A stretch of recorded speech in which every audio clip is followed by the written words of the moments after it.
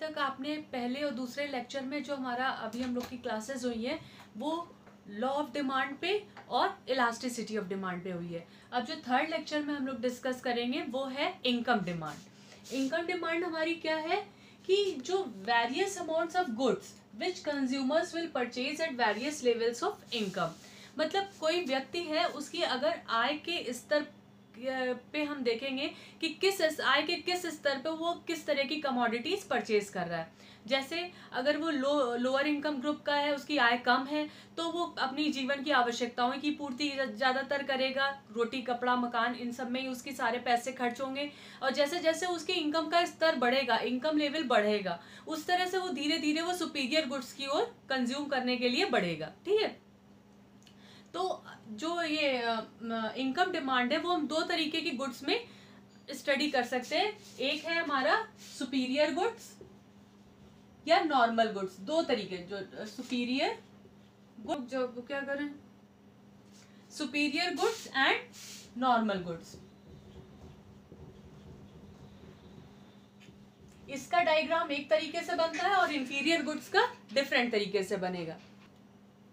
अब superior goods में हमारा क्या आता है, जो लग्जरीज की जो हमारी कमोडिटीज़ हैं, जैसे जो हमारे जैसे सोफ़ा सेट है या हमारा एलसीडी टीवी है, या जो हमारी स्टेटस सिंबल की कमोडिटीज़ है वो हमारी सुपीरियर गुड्स में आ जाती है। नॉर्मल गुड्स क्या है हमारी, जो हमारी daily day to day life में जो हमारी चीज़ों की जैसे अच्छे कपड़े हैं या खाने पीने की अच्छी सुविधाएँ हैं, वो सब हमारी नॉर्मल गुड्स में आ जाती हैं। ठीक है, तो इन कमोडिटीज़ में क्या होता है, जैसे इसका हम स्केड्यूल बना के भी समझ सकते हैं कि पहले इधर हमने ये सुपीरियर गुड्स का ही बना रहे हैं, सुपीरियर और नॉर्मल गुड्स का। इधर हमारा इनकम लेवल है, इनकम लेवल, और इधर हम लेंगे क्वांटिटी ऑफ गुड्स परचेज्ड।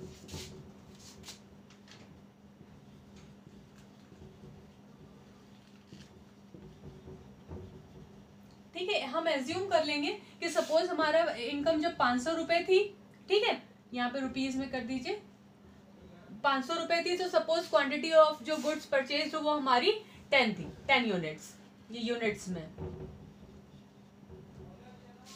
ठीक है, इनकम हमारी बढ़ गई, सपोज हमारी इनकम जो हमारी कितनी हो गई, 1000 रुपीज हो गई, तो क्वांटिटी ऑफ गुड्स जो नॉर्मल और सुपीरियर गुड्स की वो हमारी ये भी बढ़ जाएगी। जैसे जैसे हमारी इनकम बढ़ेगी वैसे वैसे हमारी क्वांटिटी ऑफ गुड्स बढ़ जाएगी परचेज्ड, केवल किस कंडीशन में, सुपीरियर और नॉर्मल गुड्स में। अब हम इसका एक डायग्राम बना के देख लेंगे।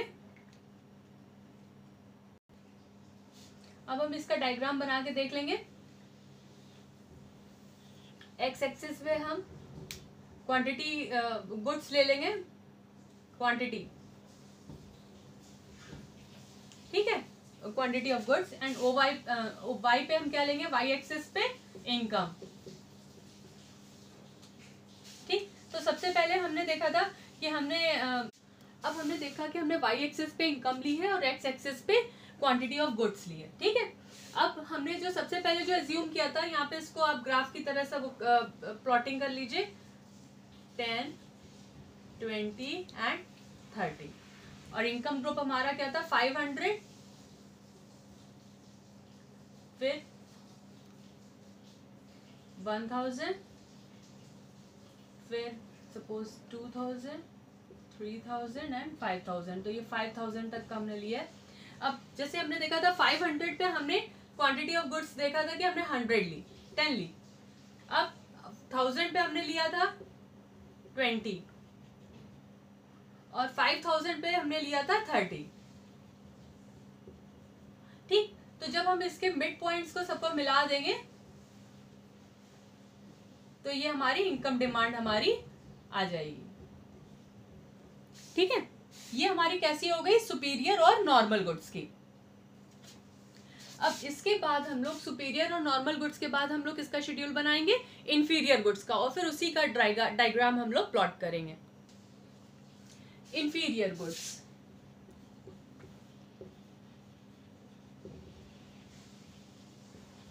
इंफीरियर गुड्स आपको याद होगा, मैंने लॉ ऑफ डिमांड के एक्सेप्शन में बताया था, सर रॉबर्ट गिफिन ने इंफीरियर गुड्स नाम दिया था, उसमें इन्होंने मोटा अनाज या उन्होंने just bread and butter use किया था इंफीरियर गुड्स को एक्सप्लेन करने के लिए। तो इंफीरियर गुड्स का हम लोग सबसे पहले स्केड्यूल बना लेंगे। तो ये आ गया हमारा इनकम लेवल, और इधर आ जाएगा हमारा क्वांटिटी ऑफ गुड्स परचेज। इसमें इंफीरियर गुड्स में क्या होता है, जैसे जैसे हमारा इनकम लेवल बढ़ता है, अगर सपोज हमारी 1000 इनकम है, तो अगर सपोज 50 कोई भी कमोडिटी की 100 यूनिट परचेज करते हैं, ठीक है, लेकिन जैसे हमारा अगर सपोज 5000 इनकम हो गई तो ये हमारा घट के 50 हो जाएगा, क्योंकि वो हमें अपने स्टेटस सिंबल की नहीं लगती। आपने जनरली देखा भी होगा, अगर देखिए अगर गिफिन ने इसको इंफीरियर गुड्स में केवल मोटा अनाज हो ये लिया है, तो अगर एक आम लाइफ में आप देखो जैसे जैसे हमारा स्टैंडर्ड ऑफ लिविंग बढ़ जाता है, ठीक है, यानी जैसे अगर अभी हम आज हमारी इनकम 20,000 है, तो हम दाल चावल रोटी सब्जी या नॉर्मल नाश्ते में सैंडविच खा लिया, ठीक है, लेकिन अगर हमारा इनकम लेवल अगर एकदम से बहुत बढ़ जाए, हमारी मंथली सैलरी 2.5 लाख हो जाए, तो हमारा जो खाने का वो जो हम लोग मॉर्निंग में केवल स्प्राउट लेने लगेंगे, दोपहर में भी कोई सैलेड और बहुत इस तरह से जो न्यूट्रिशियस, कभी आप life style of rich and famous देखिए, वो लोग केवल दाल चावल रोटी सब्जी हर एक समय नहीं खाते,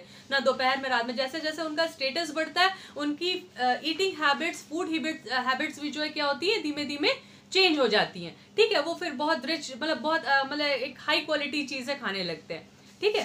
तो यही चीज इसमें बताने की कोशिश करी कि जो इंफीरियर गुड्स है, इनकम लेवल बढ़ने पे वो धीरे धीरे उनका कंजम्पशन कम होने लगता है। तो जब हम इंफीरियर गुड्स का जब प्लॉटिंग करते हैं ग्राफ में, तो जब आप बुक में देखोगे तो ये डायग्राम जो इंफीरियर गुड्स का वो इस तरीके से बना हुआ है।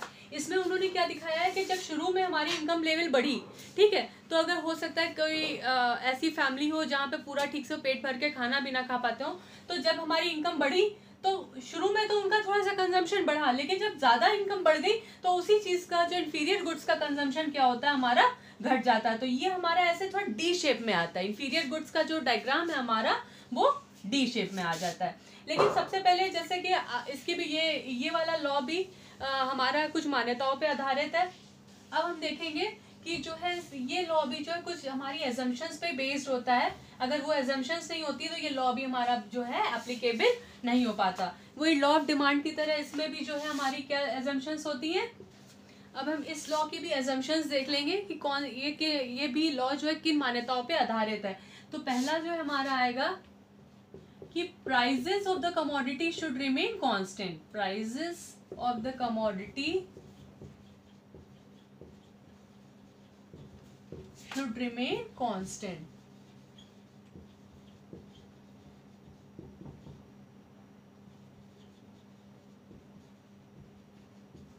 फिर prices of related commodity, PR, इसको पीआर से हम लोग डिनोट कर सकते हैं, ठीक है, प्राइजेस ऑफ रिलेटेड कमोडिटी, यानी कि जैसे मैंने प्राइजेस ऑफ जैसे चाय का जो अगर मतलब कंजम्पशन हम रोकते तो हम कॉफी को उससे स्विच ओवर कर सकते, तो ये रिलेटेड कमोडिटीज है, टी कॉफी। तो ये प्राइजेस ऑफ रिलेटेड कमोडिटी भी जो है क्या होना चाहिए, शुड रिमेन कांस्टेंट, ठीक है, उसके भी दामों में कोई अंतर नहीं आना चाहिए। Prices of related commodities should remain constant, ठीक है। अब उसके बाद फैशन में कोई चेंज नहीं होना चाहिए। फैशन हो गया, टेस्ट एंड प्रेफरेंसेस हो गया, टेस्ट एंड प्रेफरेंसेस है ना, इनमें कोई चेंज नहीं होना चाहिए, ठीक है, नो चेंज।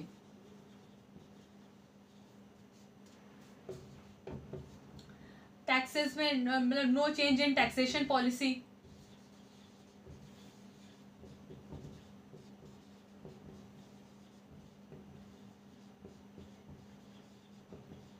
ठीक है। इन सब चीजों का हम जो ये जब हम स्टडी करते हैं तो हमारा क्या होता है, ये क्या कहलाता है, इनकम डिमांड। जो ये लेक्चर थर्ड जो इनकम डिमांड है वो आपका इतना ही सा है। अगर इस पे आता भी है तो शॉर्ट क्वेश्चन आता है 4 नंबर का, ठीक है। तो इसमें आपको क्या क्या करना होगा कि इनकम डिमांड क्या होती है और इसके अलावा इसकी एजम्पशंस क्या हैं और इनकम डिमांड कौन सी 2 कमोडिटीज के लिए हम लोग स्टडी करते हैं, ठीक है। इस बात पे मतलब इस इनकम डिमांड में आपको इतना ही स्टडी करना है। नेक्स्ट लेक्चर जो है हमारा, जो लेक्चर 4 है वो हमारा होगा बेस्ड क्रॉस डिमांड पे। क्रॉस, उसको एक्सप्लेन तो करना नहीं।